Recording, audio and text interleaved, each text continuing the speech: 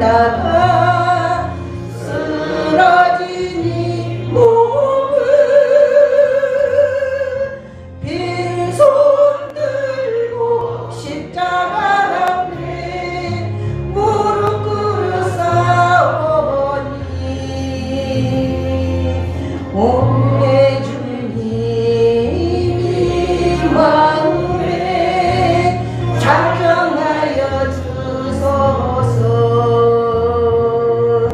더럽고 충한 그릇이 깨끗함을 입어서 성전이 기울이니 이 너희 은혜인가. 세상을 따라 방황하다가 실패한 이 몸을 두 손 들고 주님으로는 못자국을 만지오니 오래 주님 나 죽도록 충성하게 하소서. 나무와 주님 드려야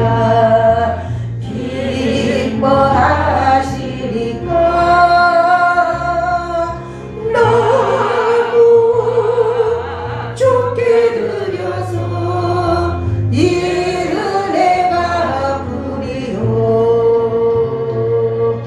넘쳐나도록 축복하시고 사랑하신 주님께 순종하며 주님 것으로 살아가게 싸우니 주님 다시 오시는 날 내 이름도 부르소서. 아멘. 감사합니다. 앞뒤 옆 사람 인사하시기 바랍니다. 반갑습니다. 투표는 하셨습니까? 이제 3일 밤 예배 시간이 되었습니다. 이 경건한 마음으로 살아계신 하나님께 예배 올려드리겠습니다.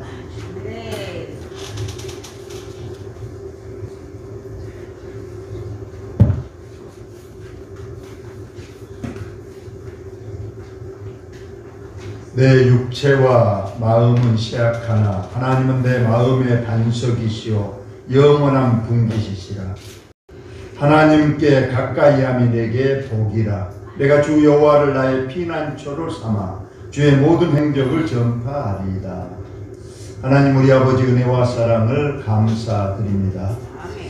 대통령 선거가 있는 오늘 무사히 마치게 하시고 이 저녁 주임 전에 모여서 하나님께 영광으로 예배 올려드립니다. 우리 하나님 이 시간 우리의 예배를 기쁘게 음행하시고 하늘문을 여시고 우리에게 한없는 은혜와 사랑과 축복으로 넘치게 역사하여 주옵소서. 예수님 거룩하신 이름으로 기도하옵나이다.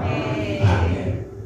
찬송가 341장 찬송.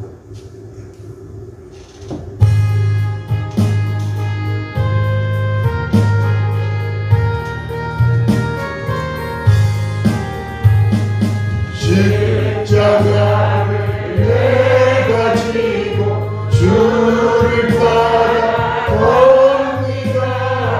이제부터 예수로만 나를 보게 삼겠네.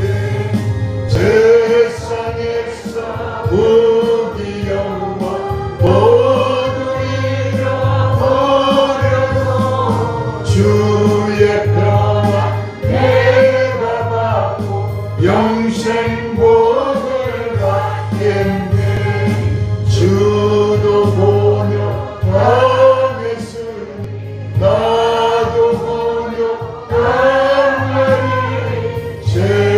세상 사랑한 사람 예수 진실합니다.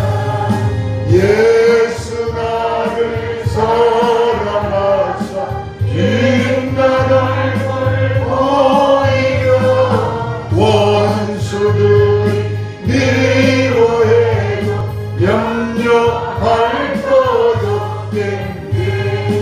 내가 핍박당할 때에 주의 품에 안기고 세상 고쳐 당할수록 많은 위로받겠네.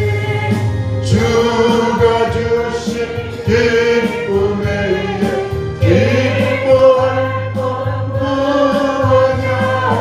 주가 나를 사랑하니 기뻐할 것뿐일세. 아멘. 양창래 권사님 기도하시겠습니다.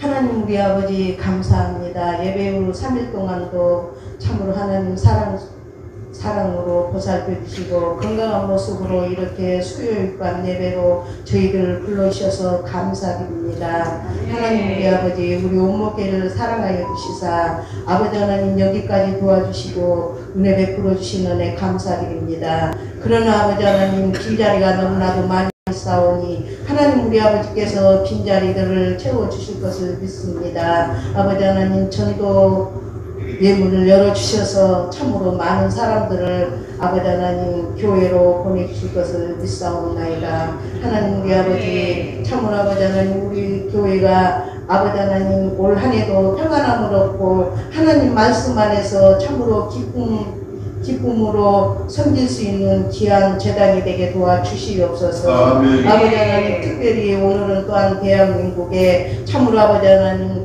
대통령을 뽑는 날입니다. 참으로 하나님께서 보시기에 참으로 아버지 하나님 지혜로운 대통령을 아버지 하나님 선출하여 주셔서 참으로 아버지 하나님 전 세계로부터 북한과 아버지 하나님 대한민국이 하나로 되게 도와주시옵시고 또한 아버지 하나님 각 기관 부처들에게도 사랑 아버지 하나님 참으로 하나가 될 수 있는 기쁨 아버지 하나님 백성들도 아버지 하나님 소통이 잘 되는 그러한 지혜로운 대통령을 허락하여 주셔서 이 나라가 참으로 기쁨과 평안함을 얻을 수 있는 이 나라와 백성들이 되게 도와주시옵소서. 하나님 우리 아버지 참으로 오랫동안 가뭄으로 인하여서 참으로 여러모로 힘들고 어렵사오니 아버지 하나님 단비도 내려주실 것을 믿습니다. 또 아버지 하나님 하마로 인하여서 많은 이재민들이 생기고 있습니다. 구원의 손길을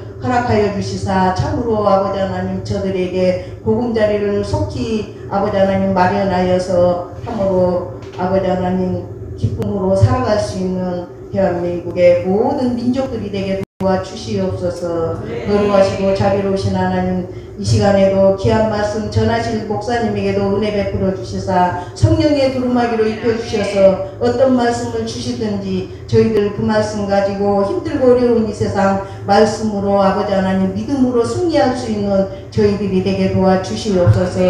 거룩하시고 자비로우신 하나님 참으로 우리 온목교회 사랑하는 식구들 가정부리에도 올 한 해 동안도 무슨 일을 하든지 계획대로 모든 일들이 아름답게 이루어지게 도와주시옵시고 특별히 기쁨과 평안함을 허락하여 주시옵시고 아버지 하나님 계획대로 모든 일들이 잘 이루어질 수 있는 가정들이 되게 도와주시옵소서. 아버지 하나님 또한 아픈 사람들이 너무나도 많습니다. 요양하고 있는 사랑하는 식구들 수술을 또한 예정하고 있는 사랑하는 식구 아버지 하나님 병원에서 가정에서 이 자리에도 아버지 하나님 몸이 불편한 식구들 있사오니 하나님 우리 아버지께서 치료의 손으로 어루만져 주셔서 치료함을 받을 수 있는 귀한 시간이 되게 도와주시옵소서. 아버지 하나님 예비 시종을 주님께 맡겨드리오며 거룩하신 우리 주 예수님의 이름으로 감사하며 기도 올려드리옵나이다. 아멘.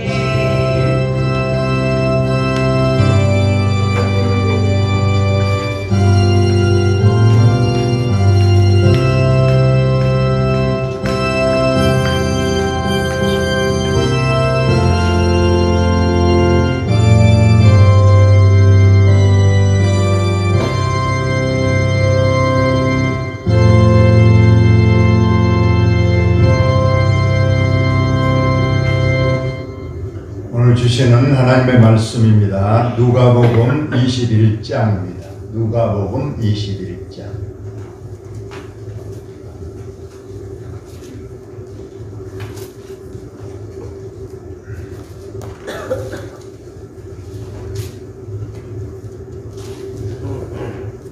누가복음 21장 1절로 4절까지입니다. 누가복음 21장 1절로 4절. 여러분의 성경과 화면 보시면서 들려준 음성을 잘 들으시기 바랍니다. 예수께서 눈을 들어 부자들이 헌금함에 헌금 넣는 것을 보시고 또 어떤 가난한 과부가 둘의 돈 넣는 것을 보시고 이르시되 내가 참으로 너희에게 말하노니 이 가난한 과부가 다른 모든 사람보다 많이 넣었도다. 저들은 그 풍족한 중에서 헌금을 넣었거니와 이 과부는 그 가난한 중에서 자기가 가지고 있는 생활비 전부를 넣었느니라 하시니라. 아멘. 과부와 부자의 헌금, 과부와 부자의 헌금, 이런 제목으로 말씀을 전하겠습니다. 과부는 가난하고 가장 힘없는 사람의 대명사입니다.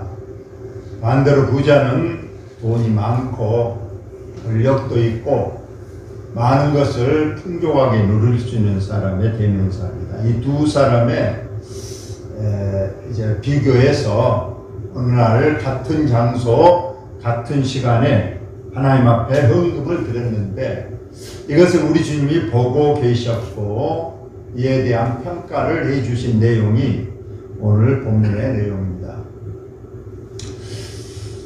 그런데 설교 중에 가장 은혜가 안 되는 설교가 헌금 설교라고 합니다.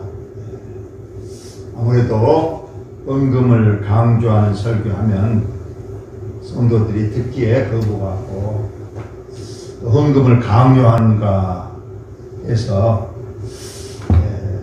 잘 받지를 못하는 경우가 있습니다.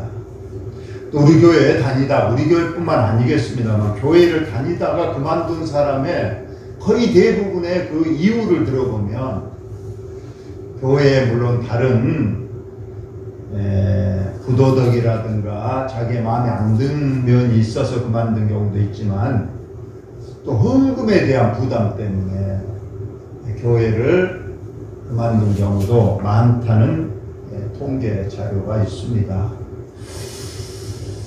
우리 교회 어떤 집사님까지 하신 분도 교회를 잘 다니다가 어느 날 안 나오셨습니다.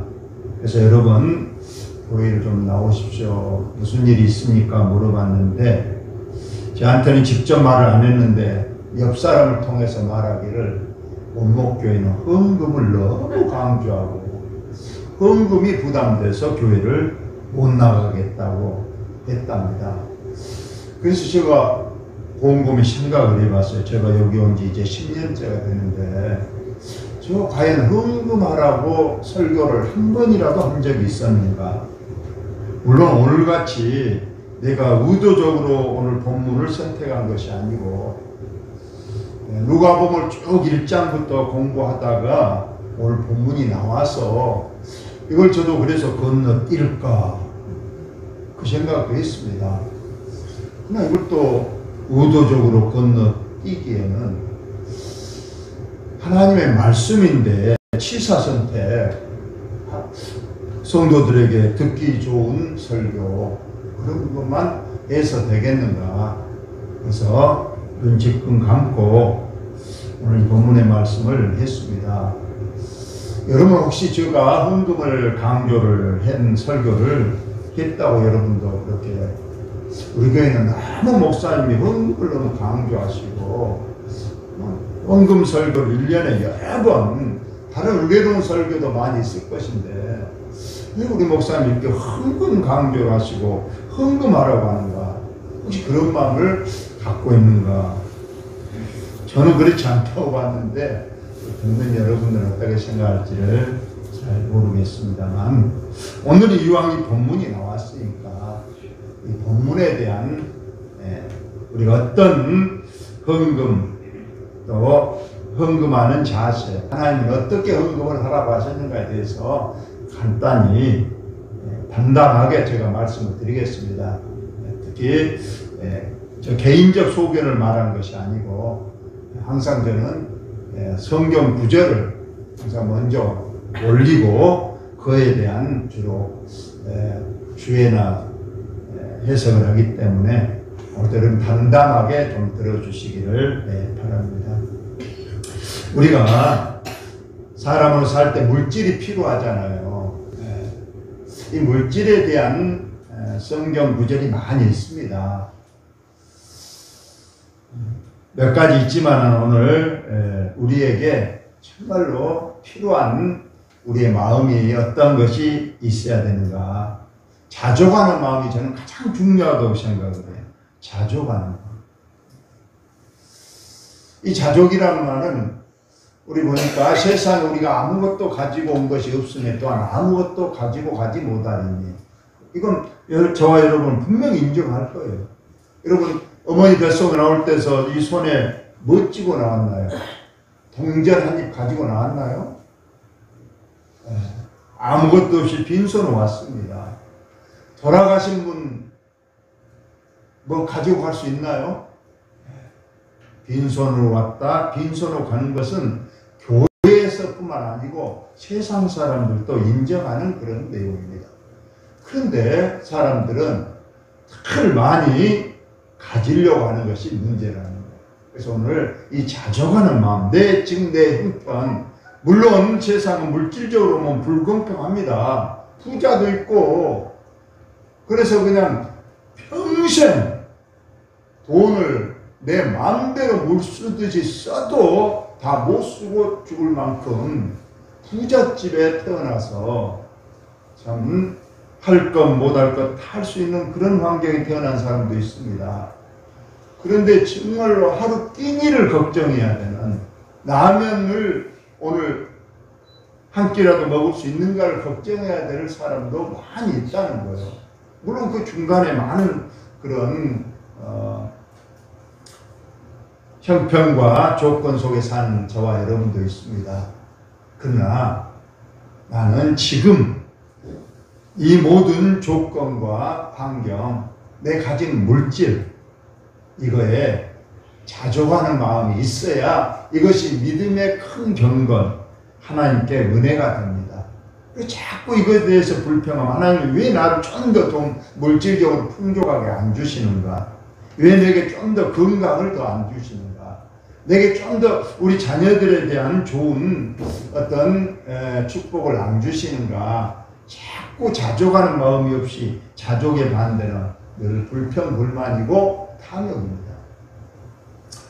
우리가 먹을 것과 입을 것이 있은즉 족한 줄로 알 것이다. 오늘 여러분 먹을 것 부족합니까? 입을 것 부족합니까? 교회에 알리십시오.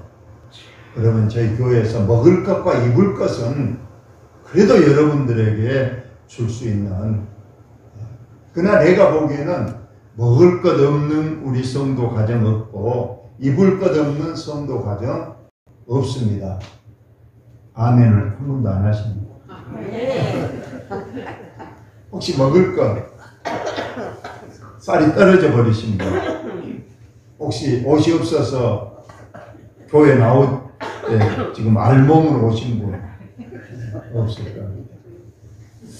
부활이 하는 자들. 근데 이 부활하려고 좀 더 뭘 가지고 내가 좀 더 많이 얻으려고 하는 이런 탐욕이 시험과 올무와 여러 가지 어리석고 해로운 욕심에 떨어지나니 그 사람으로 파멸과 멸망에 빠지게 하는 것이다. 자족하지 않고 내가 좀 더 버려야 되겠다, 좀 더 내가 넓혀야 되겠다, 좀 더 높아져야 되겠다, 자꾸 이런 내 마음에 자족감 없이 탐욕을 부리면 이것이 우리에게 온갖 시험, 올무, 얼굴은 그 짐승 잡는 그 고리를 말하잖아요. 그래서 많은 사람들이 범죄하는 걸 보면 다 여기에서 이 말씀이 그대로 이루어진 것을 우리가 봅니다. 그래서 우리 사도 바울은 대명언을 말씀했습니다. 내가 궁핍함으로 말하는 것이 아니니라. 어떠한 행패든지 나는 자족하기를 배웠다는 겁니다. 사도 바울도 한때는 잘 나가던 사람이었잖아요. 명문 가문에서 최고의 학부를 앞길이 촉망되는 그런 청년으로서 아주 잘 나가던 때도 있었어요.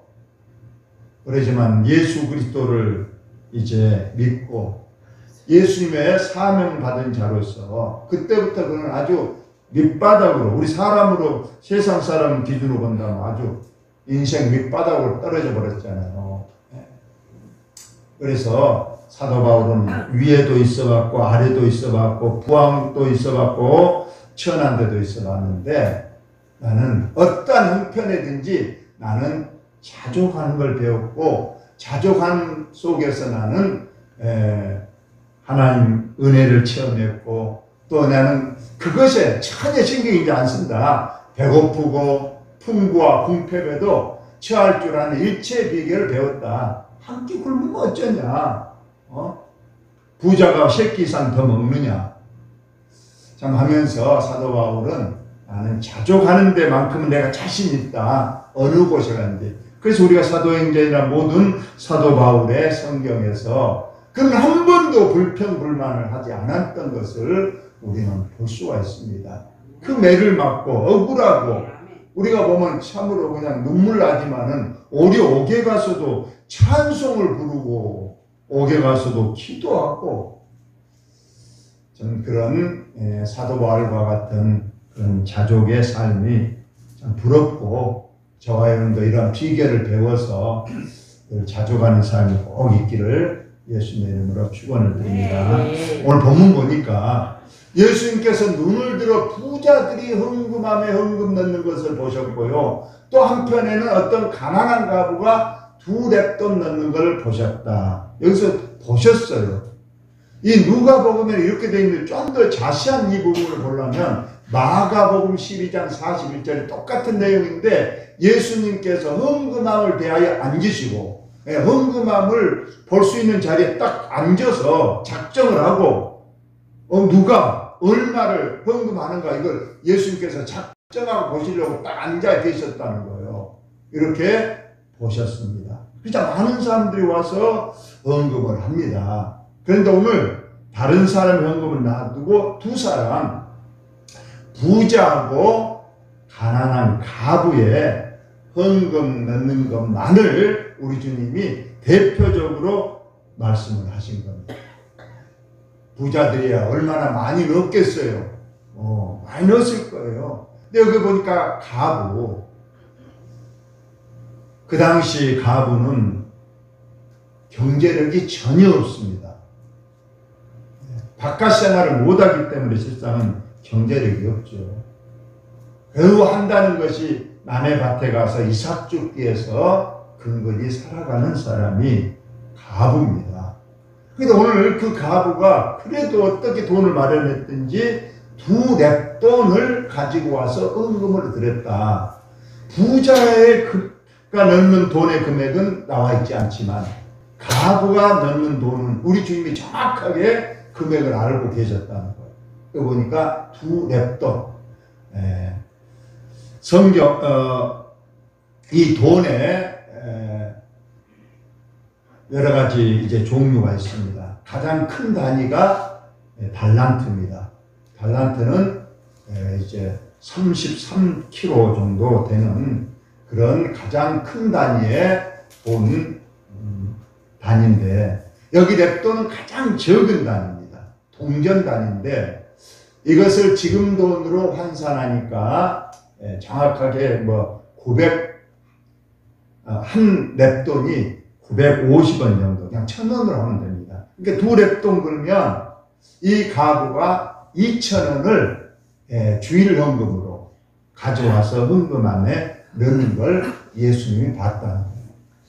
그런데 이 2,000원, 2렙돈 2,000원은 과연 그 가부에게 어떤 정도의 어떤 가치와 그 돈이냐, 이걸 우리 예수님께서 보시니까 이르시되 내가 참으로 너에게 말하니 이 가난한 가부가 다른 모든 사람보다 많이 넣었다. 참 세상 사람들은 양을 따지잖아요. 분명히 누가 더 많이 넣었어요. 여러분 보시기에 가부 2천원이니까 부자의 많은 헌금입니까? 우리 양적으로만 본다면요, 당연히 2천원이 많겠으니까 아마 부자는 10만원 이상 넣었을 걸로 봅니다. 당연히 많이 넣은 사람은 당연히 부자여야 되는데 예수님은 그러지 않았다는 거예요. 오히려 부자들보다 이 가난한 가부의 2천원의 헌금이 다른 사람의 많은 금액의 헌금보다 많이 넣었다. 이것이 바로 하나님의 평가고 하나님께서 보시는 정확한 평가가 되는 겁니다. 왜냐하면 저들은 부자들을 말합니다. 그들은 풍족한 중에서 헌금을 넣었다. 즉 1억 있는데 10만원 넣은 거하고, 이 가부는 가난한 중에서 자기가 가지고 있는 생활비 전부를 넣었다. 여기서 생활비 전부란 거예요. 2천원이. 그 가부는 2천원이면 오늘 라면을 사든지 가서 쌀을 얼마를 사가지고 그는 얼마 동안 생활할 수 있는 그 돈인데, 그 돈을 가지고 와서 하나님 앞에 넣어버렸다는. 아마 내가 보기에 이 가부는 그것이 가지고 있는 돈의 전부인 것 같아요. 근데 여기서 보면 저도 좀 야속한 그런 느낌은, 예수님도 헌금을 좋아하신가? 어째서 그 가부가 생활비를 다 넣어본 걸 가서 말리시면서 너도 먹고 살아야 되지 않느냐? 근데 왜 다 넣어버렸냐? 이렇게 그런 평가를 하지 아니하시고 오히려 칭찬하는, 다 넣어버리고 이제 그럼 내일부터 과부는 뭐 먹고 살고 뭐 입고 어떻게 살 것인가, 그에 대한 말씀을 안 하시고 지금 가부가 생활비 전부를 넣었는데 이것이 많이 하나님 앞에 드린 것이고 오히려 잘한 일이다, 그렇게 지금 평가를 하시는 그런 내용이 됩니다. 과연 이 헌금에 대한 구약에 우리가 보면, 물론 많은 구약에도 하나님 앞에 예물을 드리라, 헌금을 드려라, 많은 내용이 있습니다만은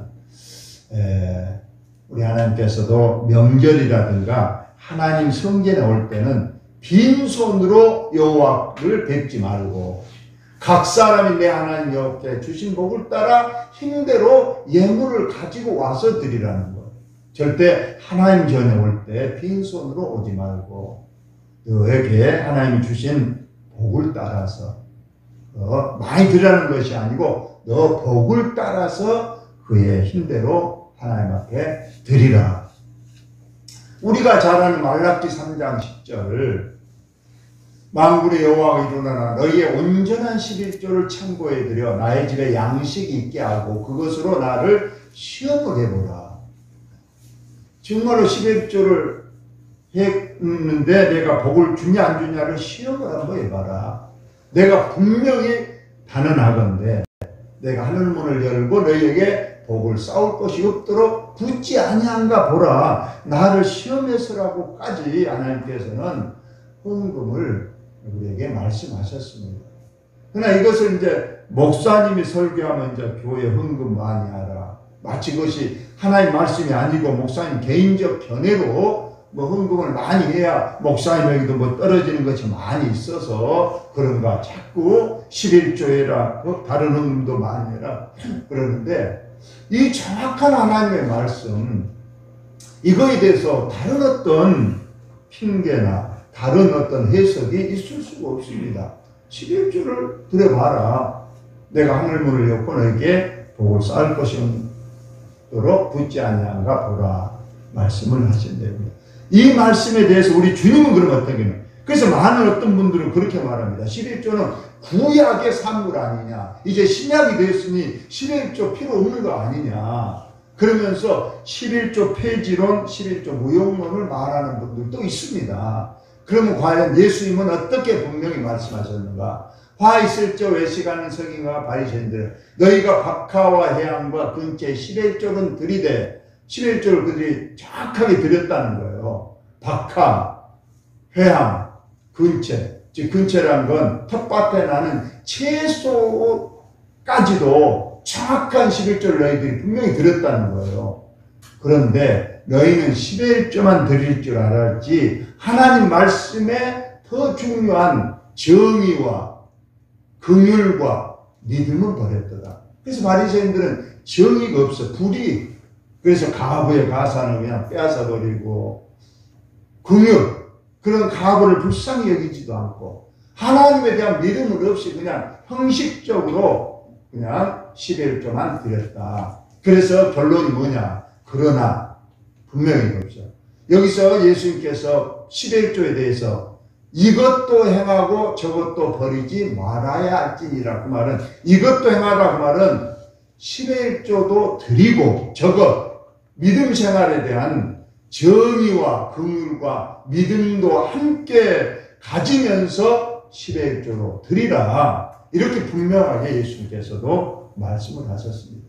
그렇습니다. 우리 주님은 10의 1조만 형식적으로 많이 드린 걸 원하는 것이 아니라 우리가 세상에 살면서 정직하게 행하고 남을 불쌍히 여기고 정말 하나님에 대한 확실한 믿음을 가지면서 10의 1조도 해야 되는 것을 분명하게 말씀을 하신 내용입니다. 또 우리 사도 바울은 연보의 자세에 대해서 말했습니다.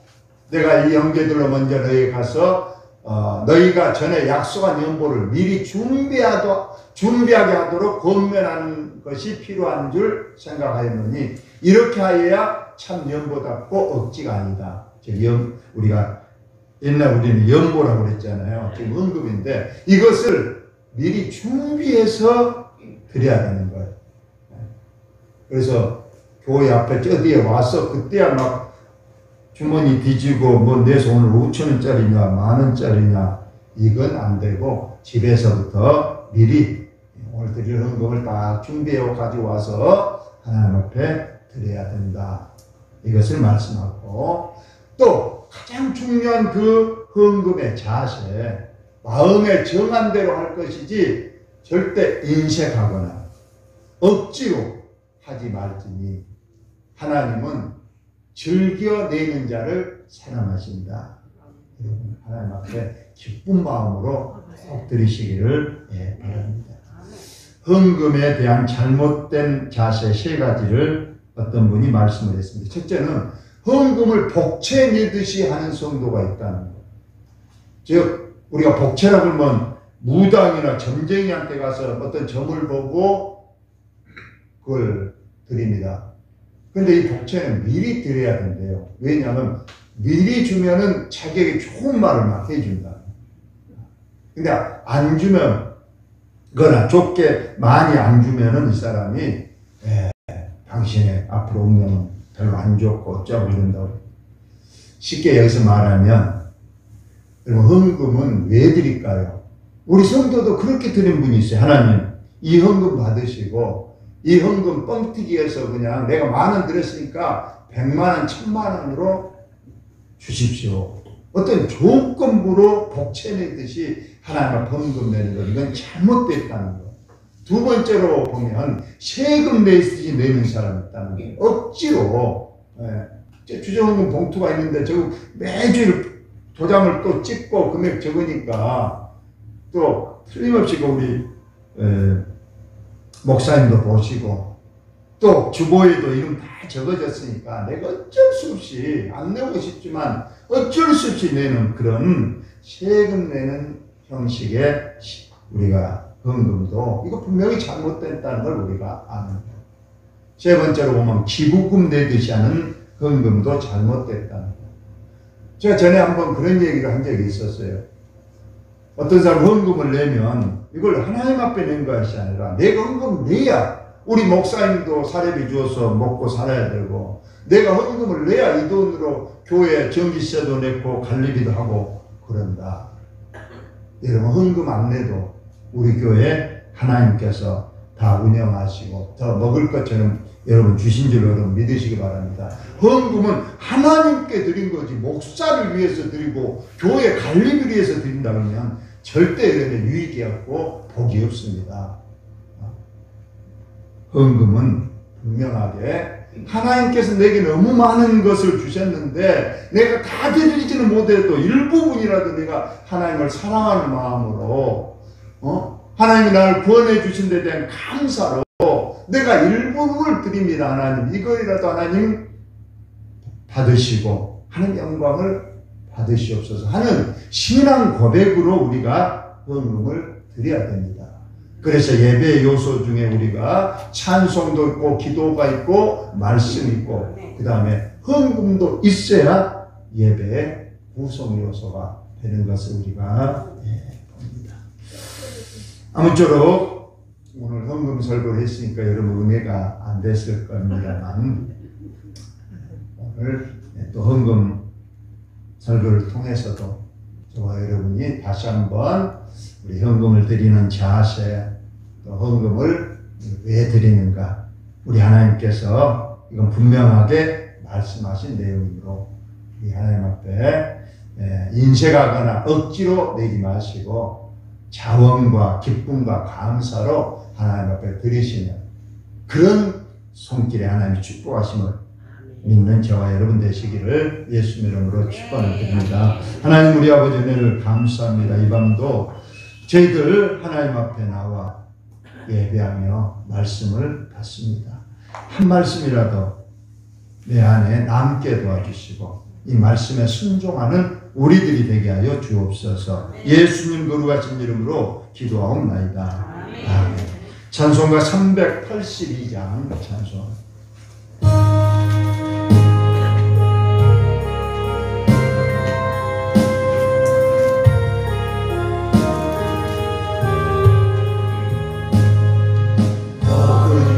걱정 말아라 주 너를 지키니 주 나를